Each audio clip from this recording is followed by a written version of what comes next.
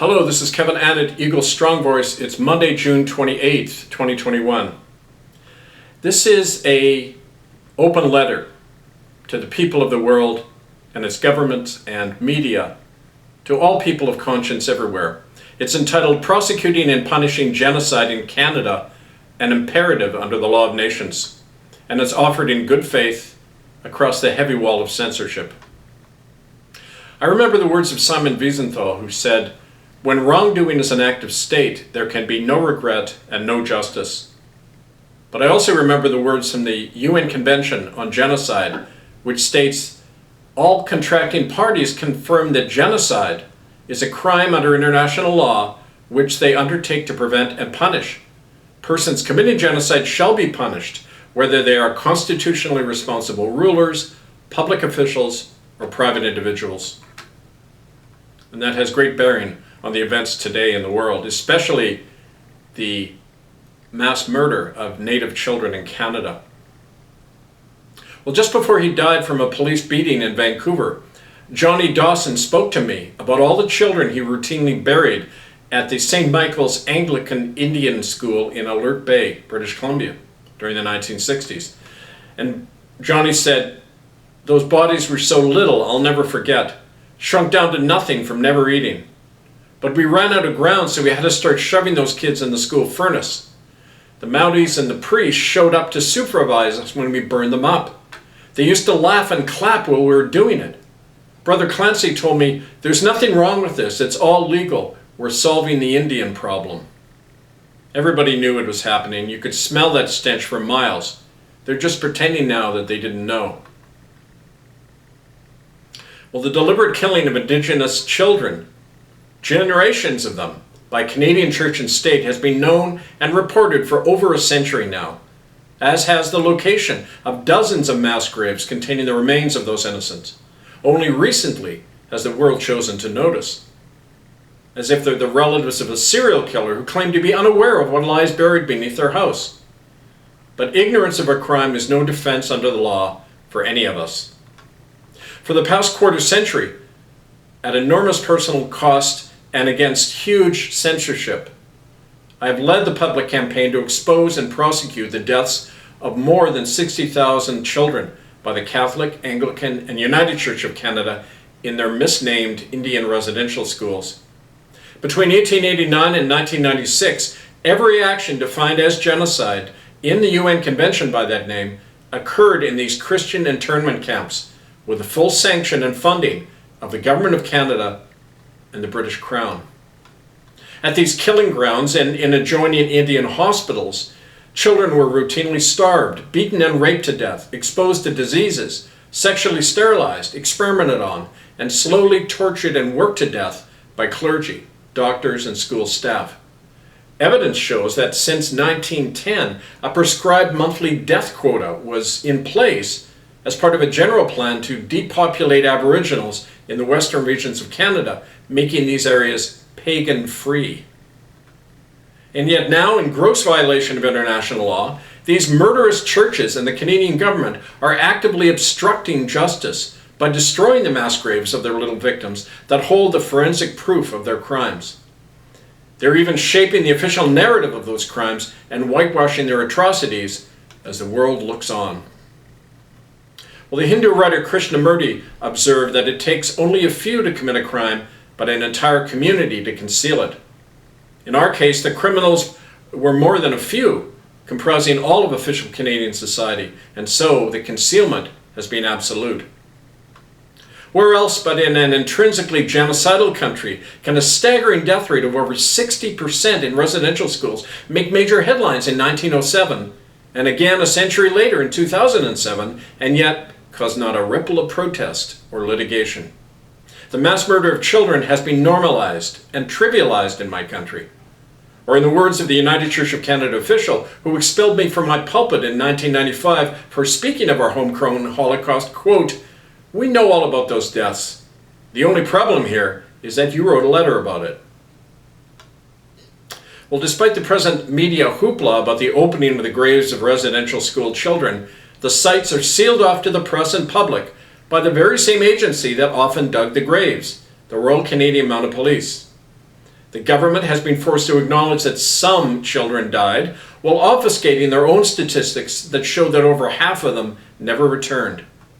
And the state-managed Canadian media is portraying the planned extermination of generations of children as a crime without criminals, ignoring the unavoidable issues of who is responsible and how and when they'll be brought on trial for crimes against humanity.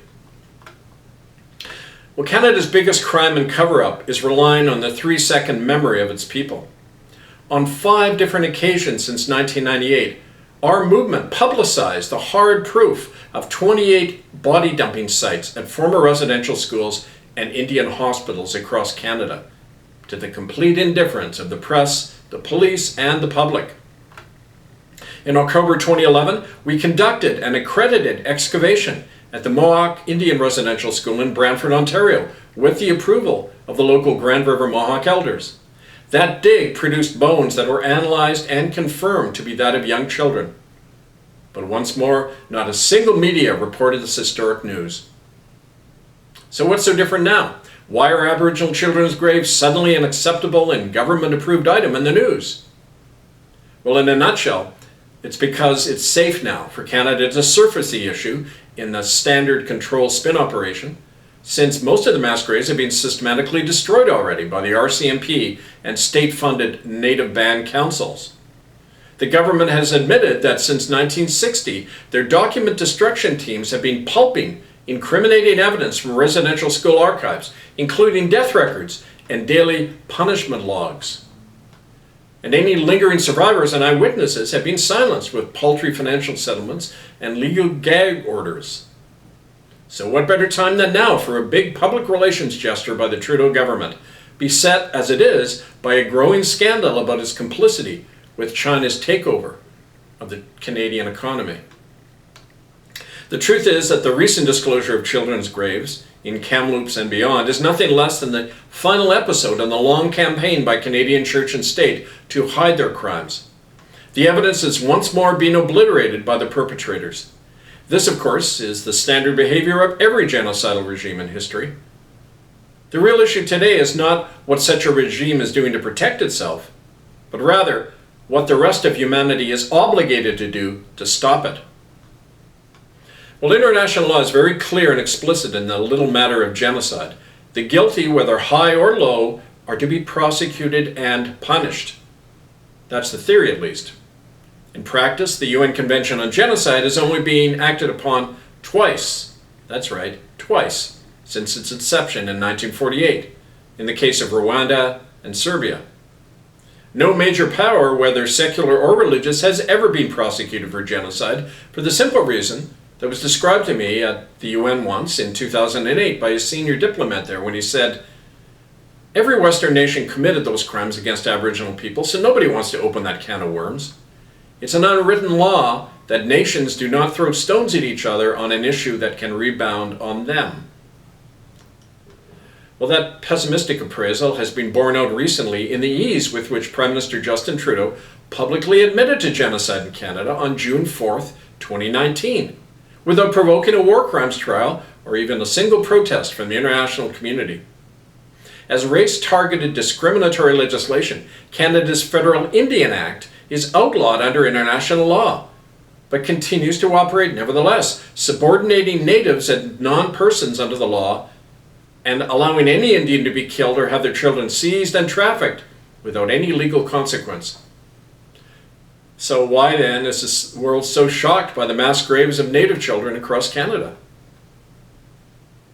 Well, regardless of the realpolitik limitations of United Nations conventions, it remains the legal responsibility and duty of every nation on this planet to aid in prosecuting and punishing Canada and its churches for their century-old and ongoing genocide of Indigenous people. That effort includes imposing economic sanctions and trade and tourism boycotts on Canada as a rogue nation. The recent effort by Russia and other countries to indict Canada for its crimes is welcomed.